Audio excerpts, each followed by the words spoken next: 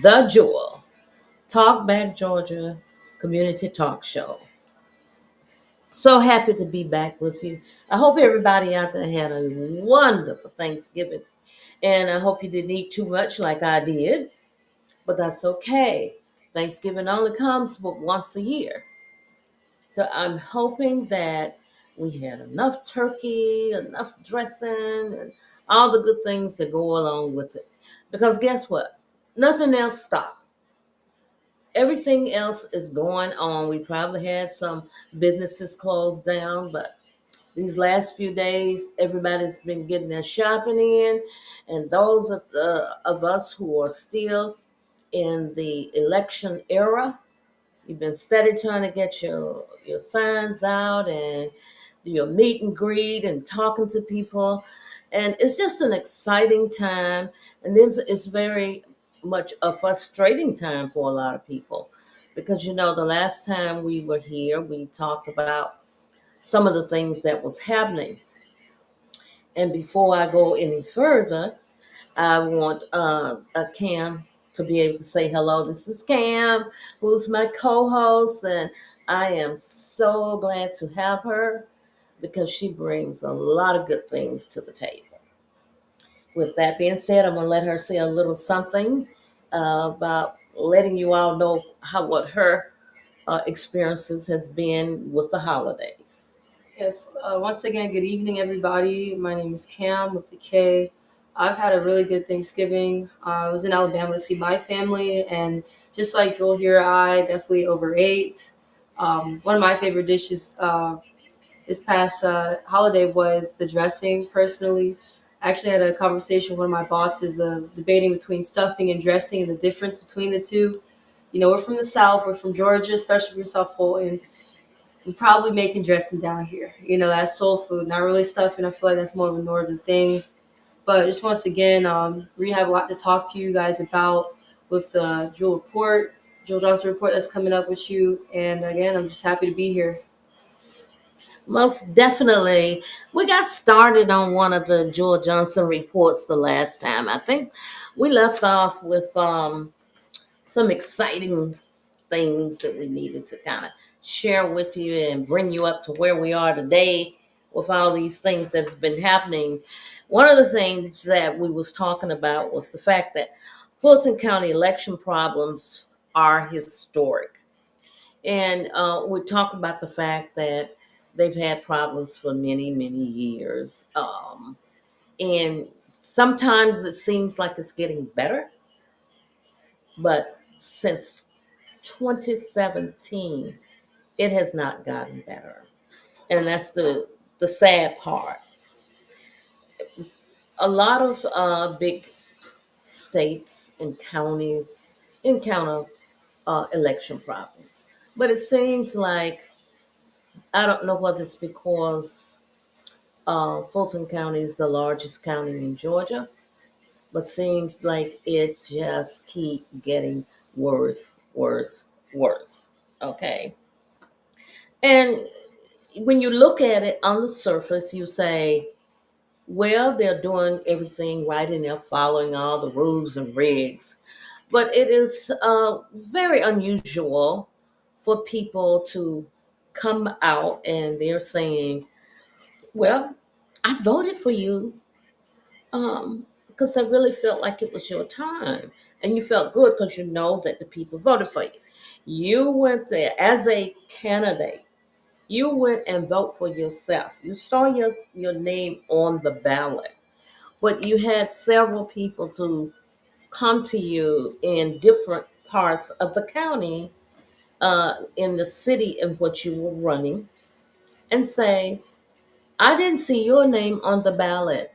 I had people to say, well, I just wrote it in after I didn't see it. I wrote your name in. Then I had people to say, well, I didn't see you on the ballot, so I couldn't really vote for you. And my question then, whenever they say that, is, did you go to the manager?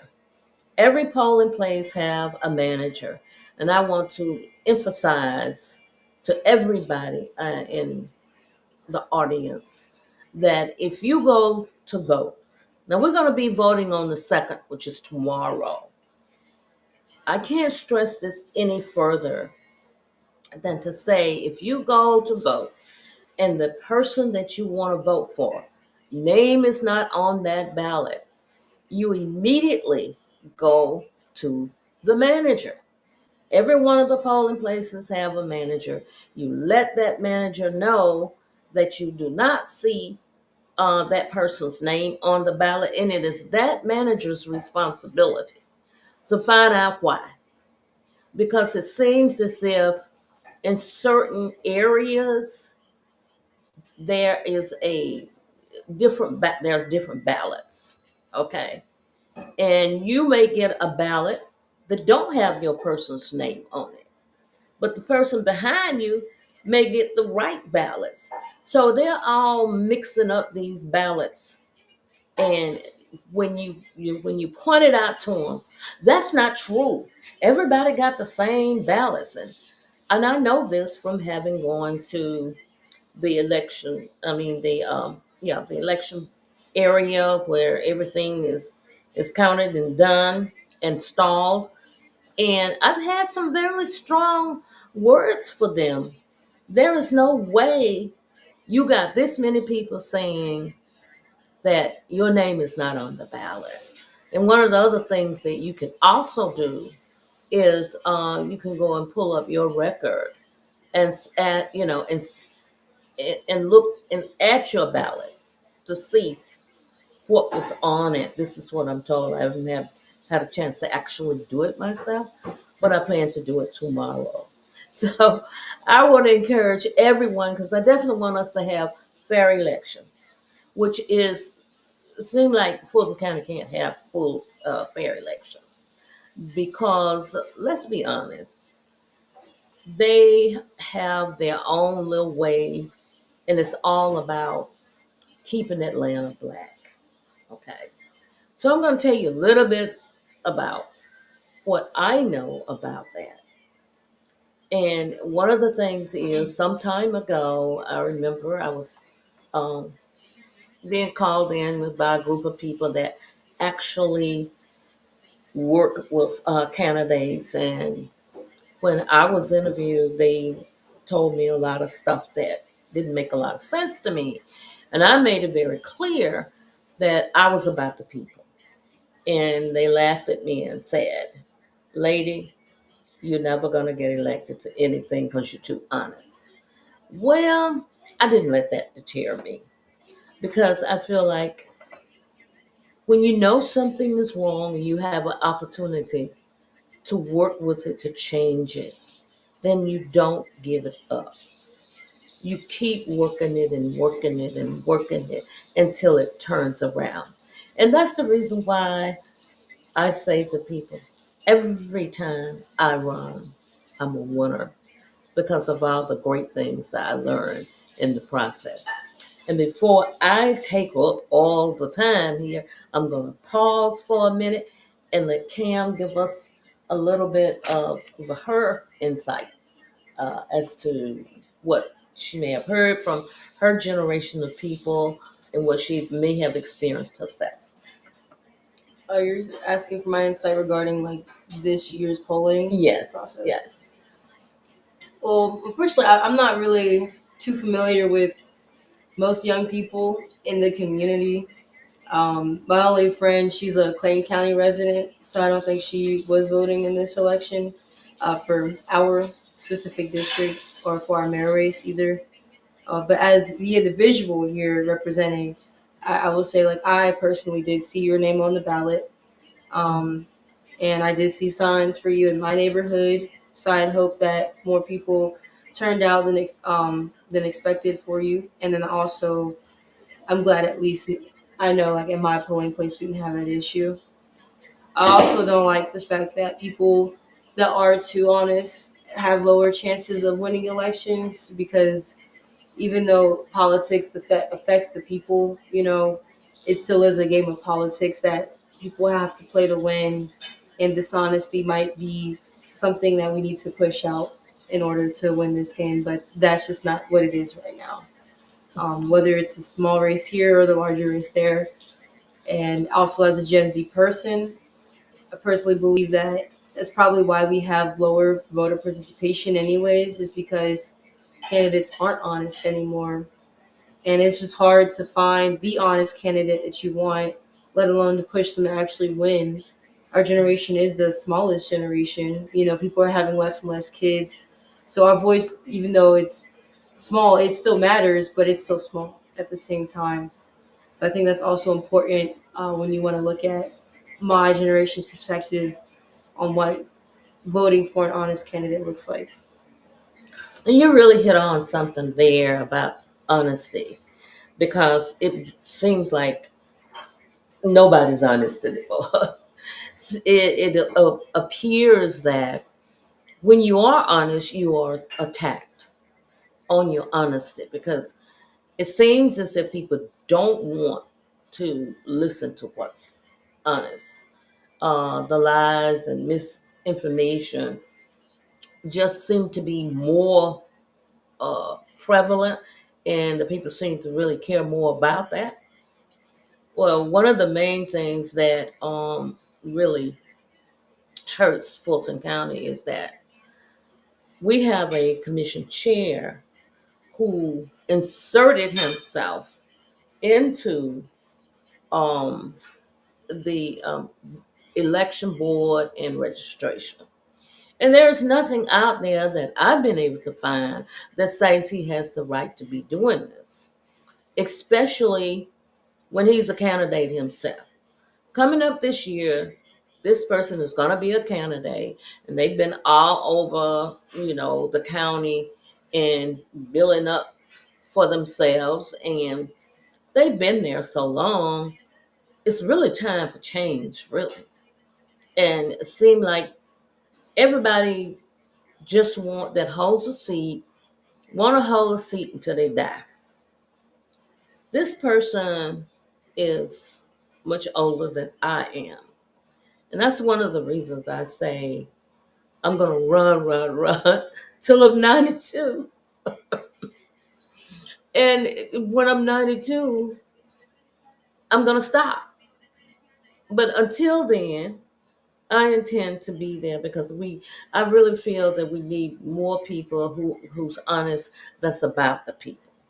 And the way things are going right now, when you look at, let's say across the board, especially in the South Fulton area, we have several runoff positions, and the runoff seats in city of South Fulton, it's just going crazy. You want to know the truth?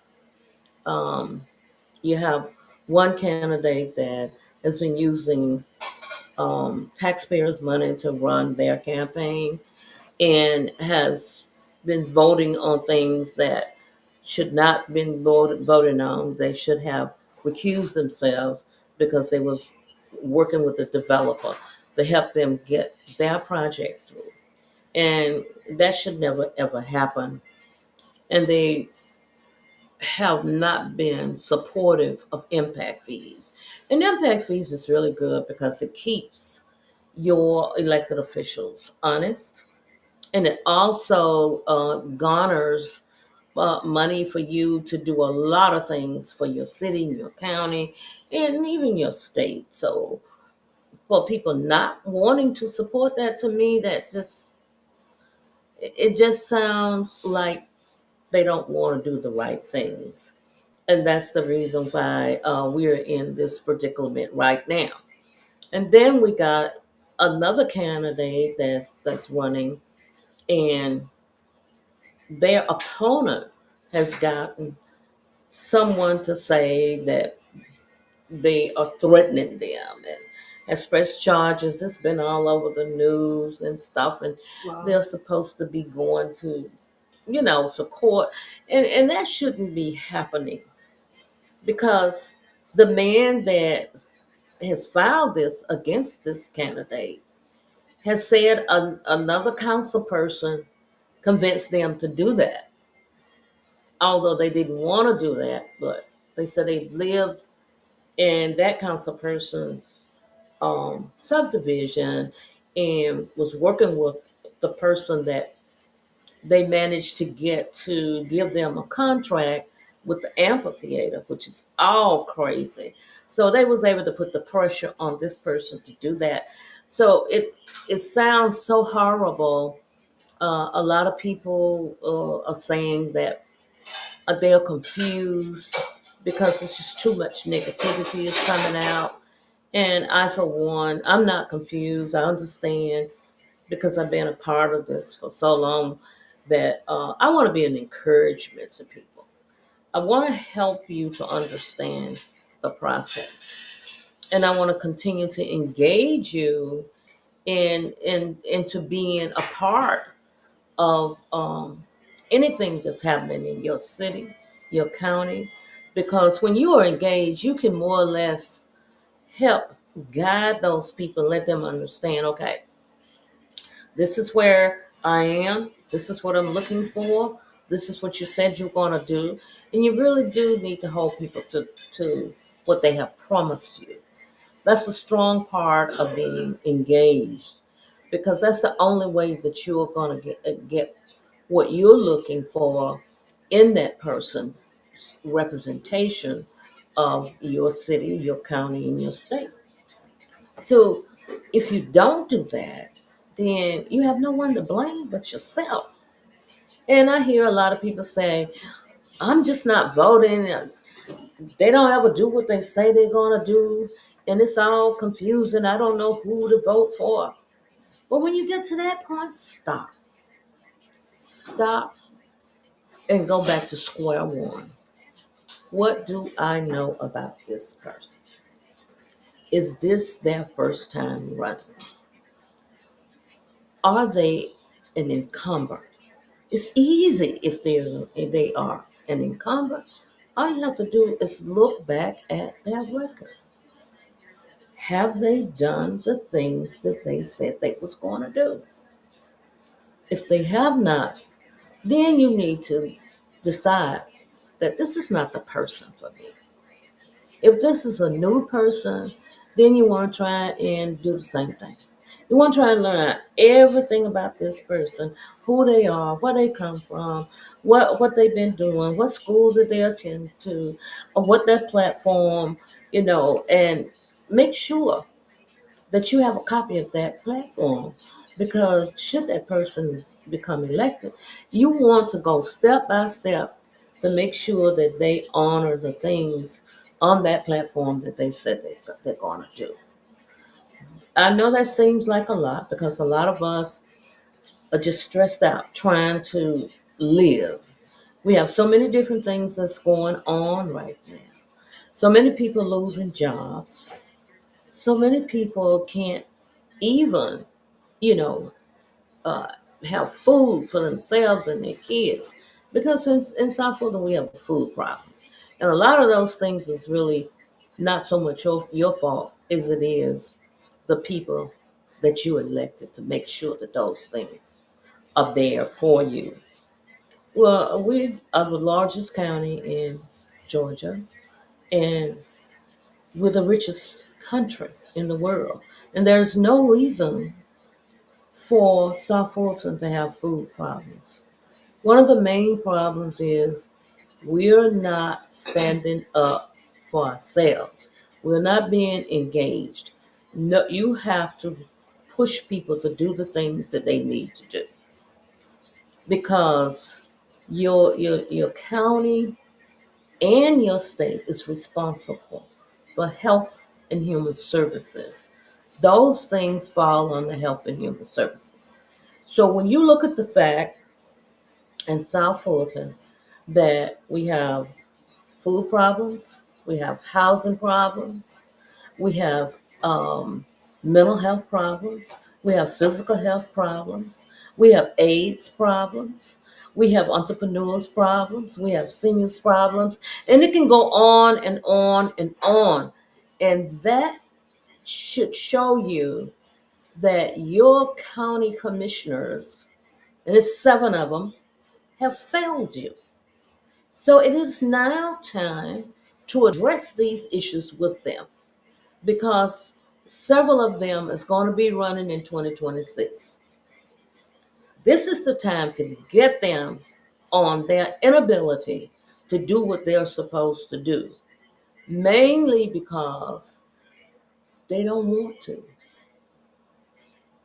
One of the things is the people on the north end of the county, they are very engaged, and they tell them what they want and what they don't want. And if you look at where the dollars are going, very few of them come south. Okay, not only do we have all those health and human service problems, look at the fact we have all our court systems are complaining about not having money. And then there's that jail where we've had, what, 30 some people that die in the jail, and they're begging for a new jail, and it's been mandated by the federal government to do something with the jail. And look at the fact now, um, they have dropped the Trump case, which means that all those people that was in that case, they're gonna come back and ask to be compensated for wrongful indictments. So that's gonna all that stuff is gonna fall on the taxpayers of Fulton County. Ladies and gentlemen, I hate to say this to you, but if we don't get engaged and we don't let these people understand that we pay taxes over here as well as the other people, and it should be as fair as possible, but I understand each area needs more or less than the other. So that it's going to be allocated if you want to do the right thing as fair as you possibly can. And when you look at what is happening, it's not happening here.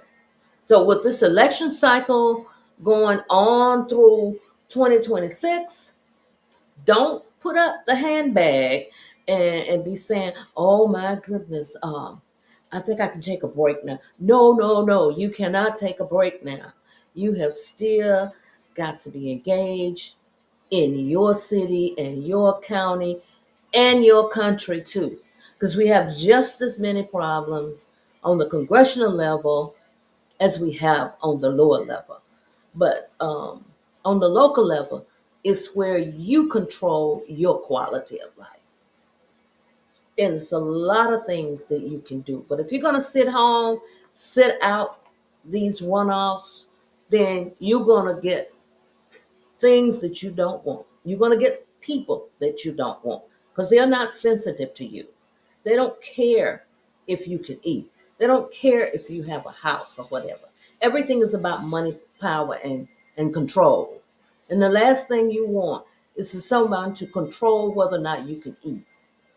So, with that being said, I want to take a little break now. We're going to take a little break and then we'll come back and start it all over again.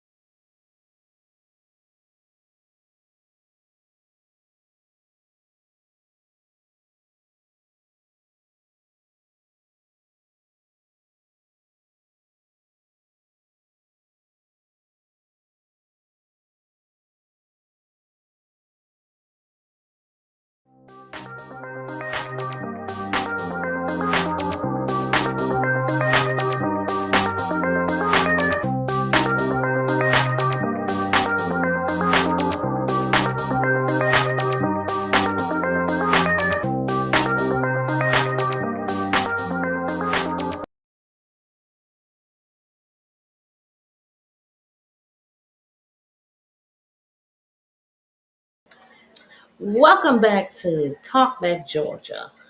The Jewel, your host. And Cam is our co host. And we are back in here talking about some of the things we kind of left off with. But I want to let you know that, again, tomorrow is the runoff, December 2nd. It is time for you to have your act together. If you have not voted, spend a little time before the night's out and get up tomorrow fresh and ready and go vote. You vote based on your understanding who is going to represent you in your city for all the things that you need. Who's going to stand up to the folks with you at the county level? Who's going to stand up with those folks that's not doing what they need to do at the state level? That's the way you want to vote. And take it on to the congressional level. Because there's going to be some congressional seats that's coming up in 26.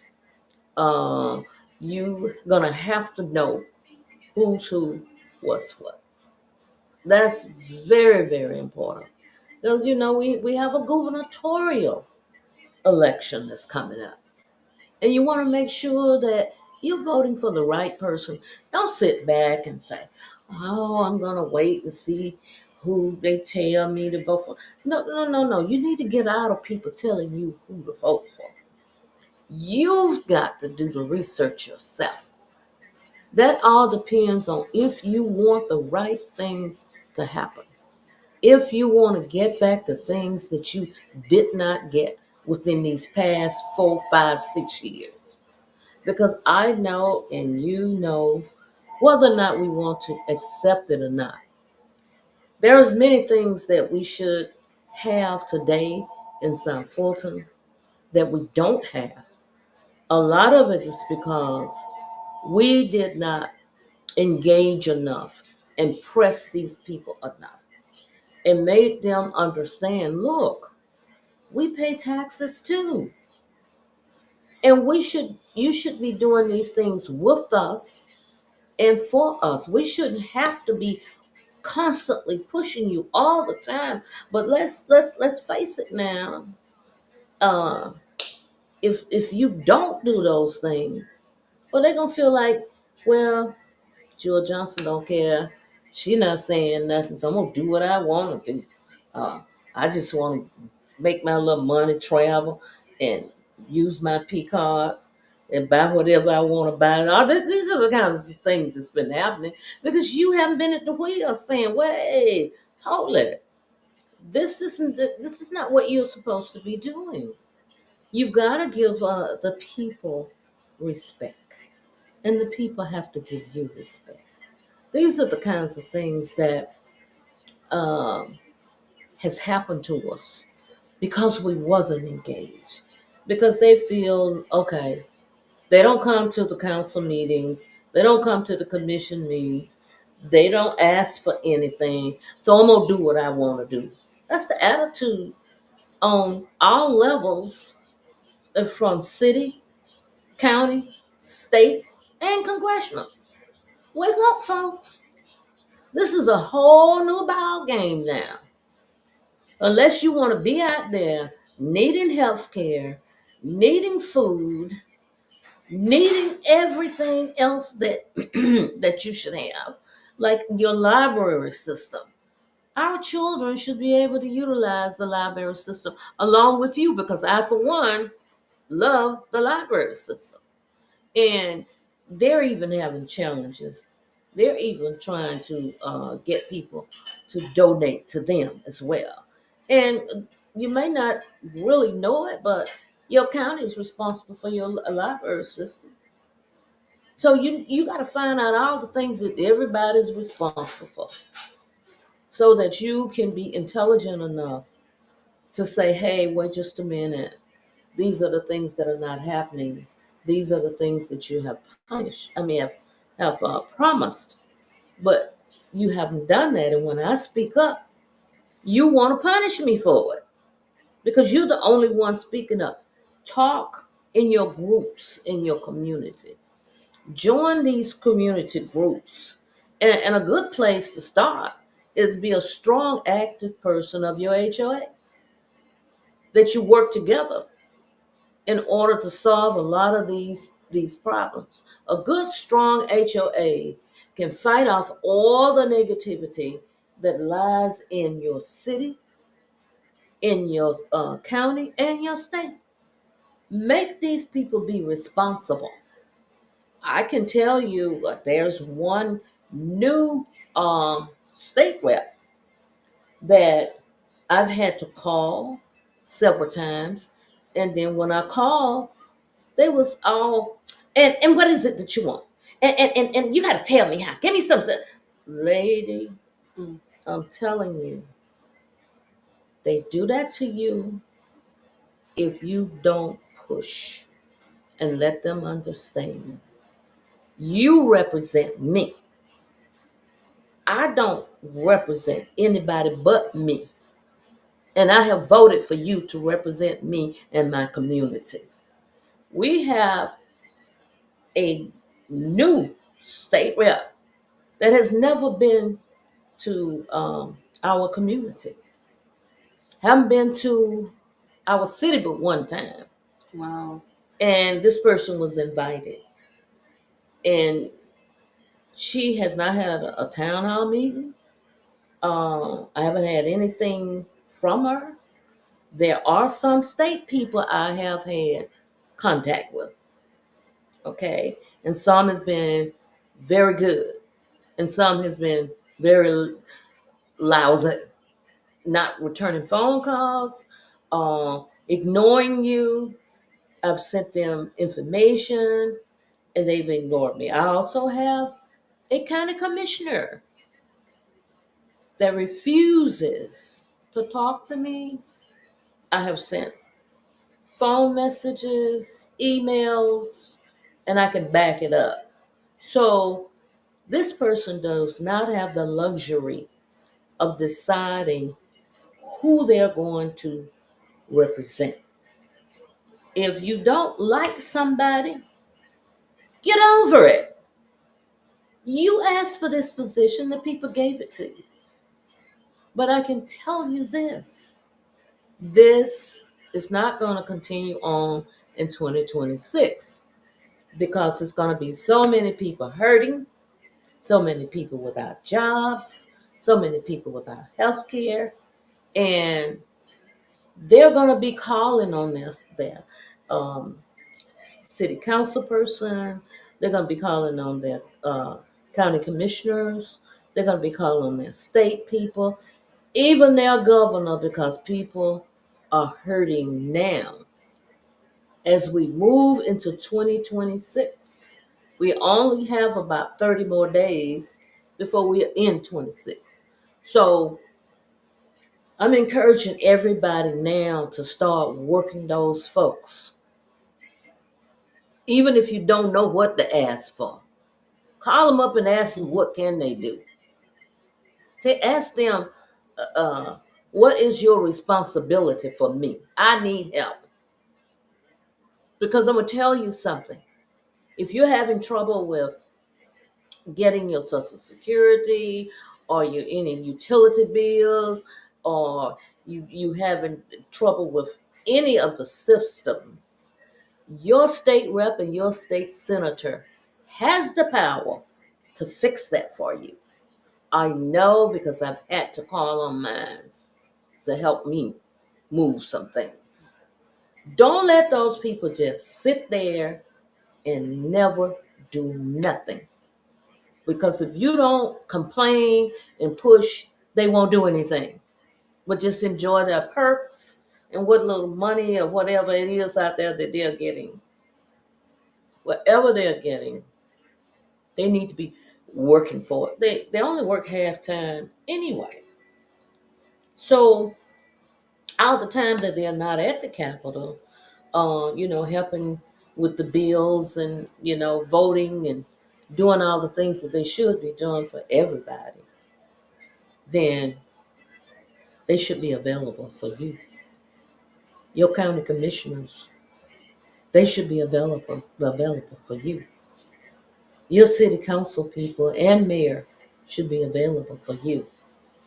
I know one of the problems with the county commissioners, they got 4 and 5 staff members, but no one answers the phone. Nobody returns any phone calls.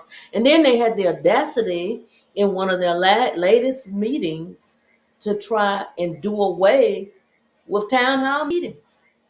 If you're going to do away with the town hall meetings, Cam, you don't have the opportunity to go there and say, wait, Commissioner so and so and so, can you explain to me why it is that I can't, I have to go miles and miles for my health care? Can you help me with that? These are the kinds of things that you need to be asking.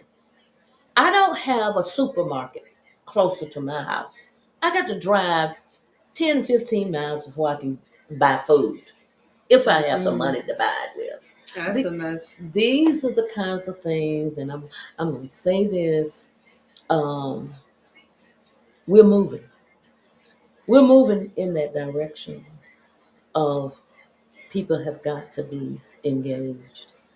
It's really close now for these runoff elections, and I'm going to say this to you: if you know that certain things should be a certain way, don't be afraid to stand up and voice your opinion. The Constitution gives you that right. Nobody can say that you cannot voice your opinions. You can. Free speech is, you're protected with it under the Constitution.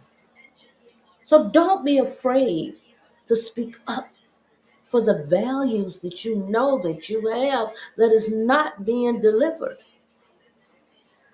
And I know I sound like I may be preaching, but I don't want you to think that I love you. I do a lot of things for people because I've spent 44 years serving people in all different ways. And I want to stop when I'm 92, but I don't know if I can. It's going to be up to the Heavenly Father. I want to do it until He said, okay, He taps me on my shoulder and say, okay, come on home, my sister. I need you home.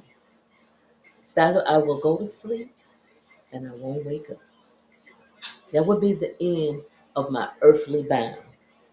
So if we're gonna go out here, let's go out the right way, doing the right things, helping each other.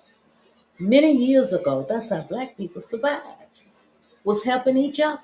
Now we're killing up each other, can't stand each other, ostracizing each other, and doing everything under the sun. We got to bring it home now. We got to bring it all the way back home, the way we lived years ago. And that is protecting, working together, and loving and caring for each other.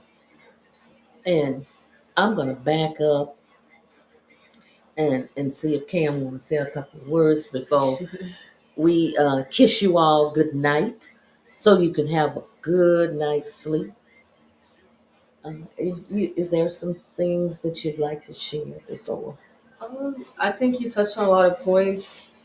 I think it's very like warming to know that and I hope the community really understands how much you do care for your fellow man and how much you have sacrificed so much time, energy, and effort that you've put in to help the community, which is part of the main reason we're doing this stream together so we Right. can get people educated I guess a quick reminder is to really, share your voice, like you've been saying. Um, to go out to the polls tomorrow, go vote.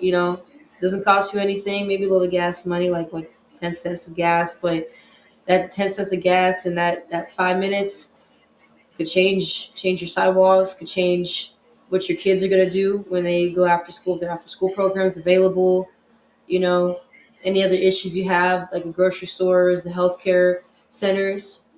It's kind of that's like for my family and I, like being in the South in Dunwoody when we were there, we had like five urgent cares all within like 10-15 minutes we could go to, plus the hospital in case of emergency. You go on the South Side, it's that one hospital. It's not even a good hospital because it's always packed, overcrowded. 5 minute vote could change all of that. So really just talk to your politician, talk to your people. They're here to serve you. Whether you voted for them or not, they're still here to serve you. And when you see something you don't like, go vote to change that. Simple as that. So just remember, like your power, your voice, it matters here. It matters now. It really matters now, um, whether you think about it or not. And I do know that there are a lot of people out there that just like Cam and I, they want to see the right things happen too. And we have an opportunity now to really turn things around with some changes. We have some new people that's in the runoff. That's Stephanie Johnson in District 2, and there's Aaron Johnson in District 2, and in District 4 we have oh man, I'm trying to think of her name. I'm looking dead in the face and can't say it. But she's a new person for District 4. Is it Carmelita Gums? No, no, she's running for mayor, but Mayor. Okay, District you're talking 4. about. I'm Okay. talking about District 4. I'm trying to say her name. And I'm looking dead in her face. I can't say her name. District 4. Can you help me out there? Um, and she's beautiful inside and outside. She's very knowledgeable. She's the one that's in a runoff with JC Sebastian, who has been there a while. And a lot of people are saying that we need change. And I agree, we need change. But it's going to be left up to you guys. Kenya Moore. Kenya. Kenya Moore. I knew I could not say the name for nothing. But Kenya, I'm sorry. You know I love you. I think you're a beautiful person inside and out. JC, I thank you for your services that you have offered. But everybody needs to be challenged. Every time there's an election, every incumbent should be challenged. And I say that because that will keep them, abreast of what they need to be doing for their constituents. Because they know that they're going to be challenged. And if they haven't done what they needed to do, there's a very strong possibility that they can be moved. Mm-hmm. And we really do need to go out tomorrow and vote, and not only in the city of South Fulton. There's big things that's going on in Atlanta. The District 11 runoff with Nate Jester and Wayne Martin, and I'm very familiar with District 11 in Atlanta because I own property in that area, and I know a lot of people haven't lived in that area for a long time as well before we moved. So there's things of runoffs that's going on in East Point, College Park, most of all the cities, all the way to um, Sandy Springs. They got the big thing going with the mayor up there. So I'm encouraging everybody to make sure that they do their due diligence and go out and vote tomorrow. And I want to say thank you for being with us tonight, and come back and be with us come next Monday. And we will pick up with who the winners are. Have a good night.